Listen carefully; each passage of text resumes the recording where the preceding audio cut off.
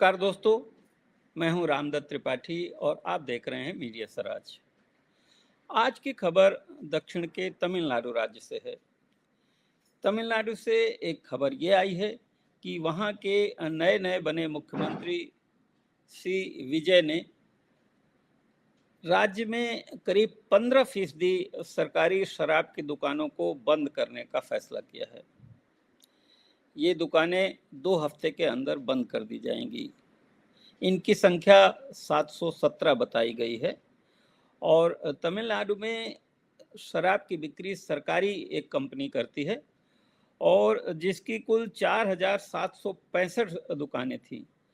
उनमें से ये 717 दुकानें बंद करने का ऑर्डर दिया है वहाँ के नए-नए मुख्यमंत्री जोसेफ विजय ने। और ये दुकानें बंद करने का क्राइटेरिया ये है कि जो दुकानें धार्मिक जो स्थल हैं, चर्च है, मस्जिद है, मंदिर है, इनके आसपास हैं या जो दुकानें स्कूल कॉलेज के आसपास हैं, शिक्षण संस्थानों के आसपास हैं या जो दुकानें बस स्टैंड या भीड़ भाड़ वाली जगहों के पास हैं, वहाँ इनको बंद किया जाएगा। और वहाँ के मुख्यमंत्री ने पहले से भी ये ऐलान किया था कि वो ऐसा करेंगे और उसके पीछे कारण ये बताया जाता है कि वो महिलाओं की सुरक्षा के लिए विशेष करके चिंतित हैं। उसमें शराब की जो बिक्री है और ड्रग्स की बिक्री है, इसके प्रति उन्होंने आते ही कठोर कदम उठाए हैं। और ये भी बताते चलें कि जो शराब की बिक्री है वो राज्य सरकार के लिए आमदनी का एक बड़ा ज़रिया होती है टैक्स की।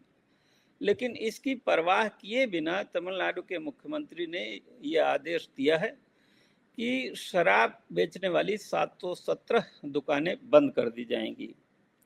और वहाँ की सरकार का ये कहना है कि सामाजिक सुरक्षा और सार्वजनिक सुरक्षा और सामाजिक सद्भाव ये ज़्यादा बड़ी प्राथमिकता वाली बातें हैं जो रेवेन्यू आती है उससे।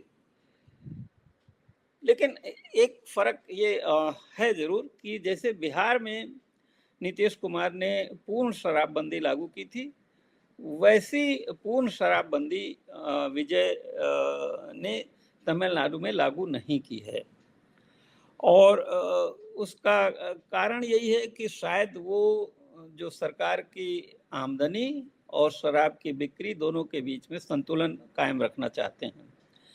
नीतीश कुमार ने जब शराबबंदी लागू की थी बिहार में तो वो महिलाओं के बीच में बहुत पॉपुलर हुए थे, क्योंकि जो शराब है उससे बहुत सारे गरीब परिवारों में रोजमर्रा की प्रॉब्लम होती है। जो गरीब मेहनतकश मजदूर है वो अपनी कमाई का, रोजाना की कमाई का, दिहाड़ी का एक बड़ा हिस्सा शराब पी जाते हैं और बल्कि वो आटा, दाल, चावल, दूध, घी ये नहीं लाते हैं। इसकी वजह से रोज परिवारों में झगड़े होते हैं, मारपीट होती है। तो इसी वजह से नीतीश कुमार बहुत पॉपुलर हुए थे।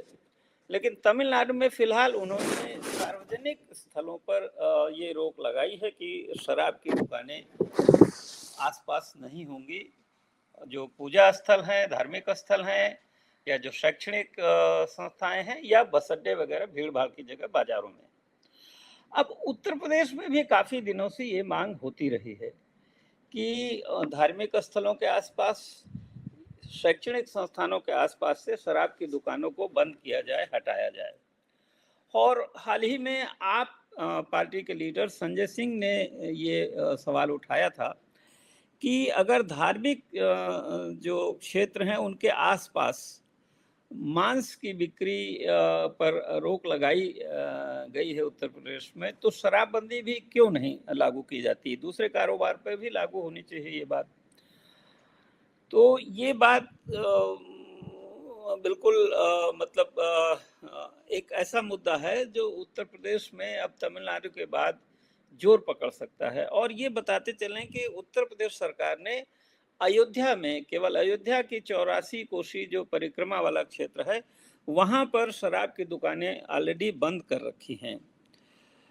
तो अगर अयोध्या के 84 कोसी परिक्रमा वाले इलाके में शराब की दुकानें बंद हो सकती हैं, तो बाकी जगह भी ये जो मांग उठ रही है, इस पे सरकार को विचार करना चाहिए कि क्या उत्तर प्रदेश में भी स्कूलों, कॉलेजों, धार्मिक स्थलों के आसपास शराब की दुकानें खोलना उचित है या नहीं है। इसके साथ-साथ एक चीज़ ये भी बता दें, उत्तर प्रदेश में शराब के अलावा ये जो ड्रग्स हैं, अफ़ीम है, हेरोइन है, ये सब की भी बहुत खपत है स्कूलों, कॉलेजेस के आसपास यंग लोगों में, और तमिलनाडु के मुख्यमंत्री ने उस पर भी रोक लगाई है।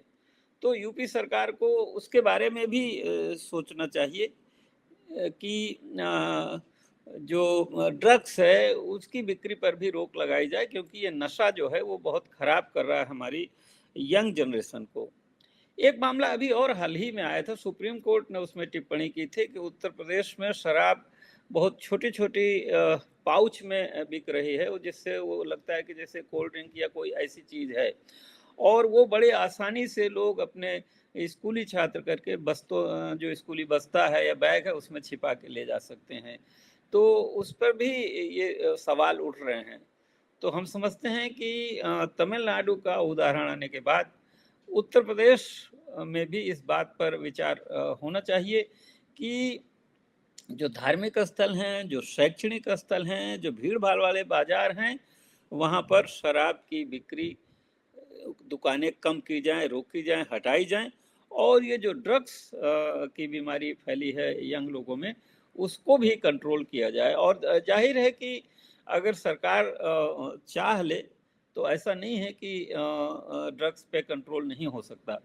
तो आज की बात यहीं समाप्त करते हैं। अगर आपको हमारा ये समाचार अच्छा लगा हो, तो प्लीज़ अपनी राय इस पर अपनी कमेंट ज़रूर दीजिएगा, और मित्रों से भी इसको शेयर कीजिए।